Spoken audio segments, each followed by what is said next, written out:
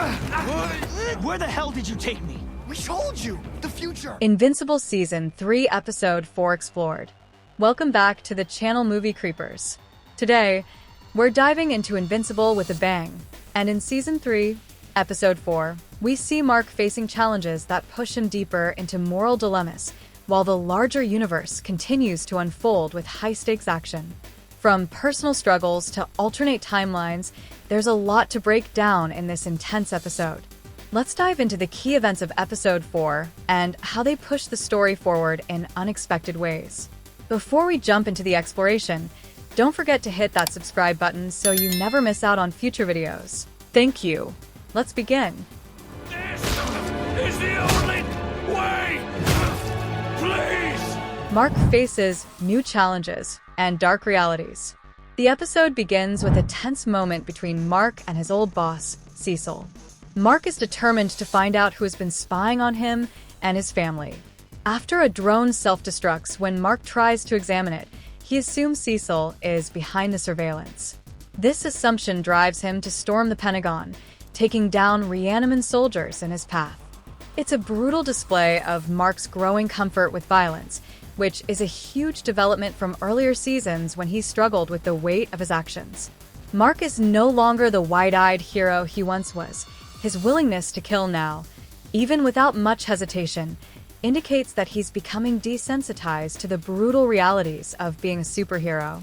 But even as Mark is in full rage mode, Cecil manages to incapacitate him by activating the chip implanted in Mark's head. It's a powerful moment that highlights how much control Cecil still has over Mark, and it raises the question of whether Mark will ever be able to fully break free from this manipulation. Despite Cecil's reassurances that he wasn't behind the spying, Mark still feels betrayed. His frustration and anger boil over, and his plans to confront Cecil are cut short as he heads to Paris for a date with Eve. However, the couple's romantic evening is interrupted when Mark is abducted by the supervillain duo, Dropkick and Fightmaster. They're from a different timeline, and they need Mark's help to defeat their planet's despotic ruler, a super-fascist who has enslaved or killed anyone who opposed him. Mark reluctantly agrees, and before he knows it, he's transported to a world far from his own. Once there, Mark learns that the ruler of this alternate Earth is none other than an alternate version of the Immortal. This version of the Immortal went insane after being made the ruler of the world, and his reign has led to the oppression and destruction of countless lives. Mark's decision to help Dropkick and Fightmaster seems almost inevitable. After hearing their heartbreaking stories and seeing the suffering of the people under the Immortal's rule, he agrees to do what he can to end the nightmare.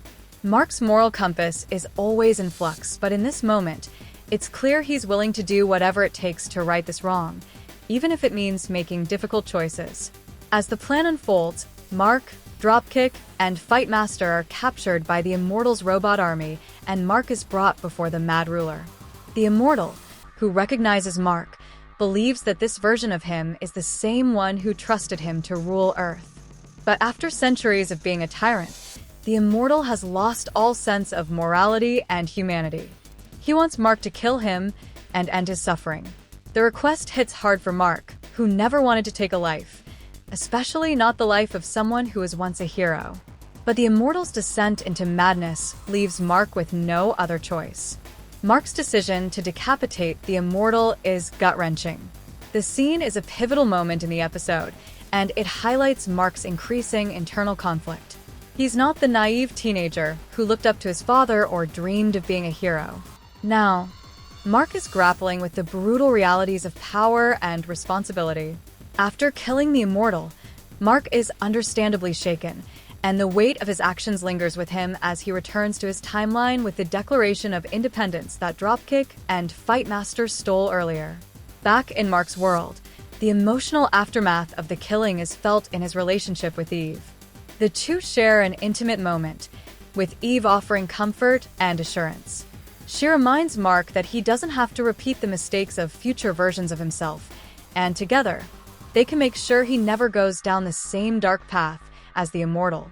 It's a bittersweet and powerful moment where Mark is given the chance to course correct. His future is still unwritten, and he can learn from the past, even if it's an alternate timeline. Meanwhile, while Mark and Eve are dealing with their personal struggles, another major storyline is unfolding in space. Alan the alien is still imprisoned by the Viltrumites, and we get a recap of his past efforts to break free and join the coalition of planets. In Season 2, we saw Alan get captured by the Viltrumites, and now he's determined to escape and continue his mission to bring down the Viltrumite Empire. However, he's not alone in this mission. Nolan, Mark's father, is also imprisoned, and it's clear that he's struggling with his place in the Viltrumite hierarchy. Despite missing his wife, Nolan has a complex relationship with the Viltrumites, and it's evident that he's not as eager to fight for their cause anymore. In a thrilling turn of events, Alan manages to break free of his restraints and frees the other prisoners, causing chaos in the Viltrumite prison. During this commotion, Alan encounters Battle Beast, the relentless warrior who's been searching for the ultimate challenge. The two team up, with Battle Beast eager for the opportunity to take on the Viltrumites. Alan, now on a mission to free Nolan and escape with him, has no time to waste. He leads Battle Beast into a fierce battle against the Viltrumite guards and executioners, with intense violence ensuing as the two sides clash. The prison break culminates in an explosive moment when Alan destroys the walls of the space prison, throwing everyone into the cold void of space. The guards perish instantly, and the battle between Alan, Nolan, and Battle Beast against the Viltrumites intensifies. It's a brutal and bloody fight, and Alan's determination to escape with Nolan becomes all the more urgent. As the episode reaches its climax, Alan and Nolan realize that the Viltrumite Empire is on its last legs.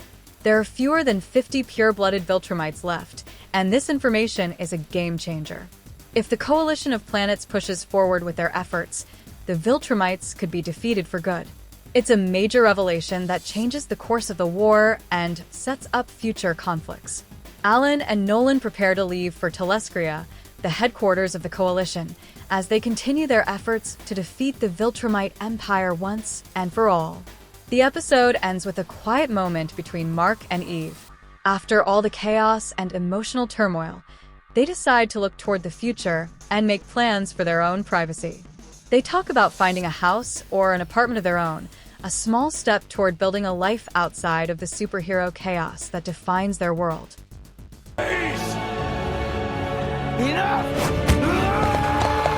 The final takeaway. Episode 4 of Invincible is a roller coaster of emotions and action, with Mark confronting tough moral choices and growing more aware of the consequences of his powers.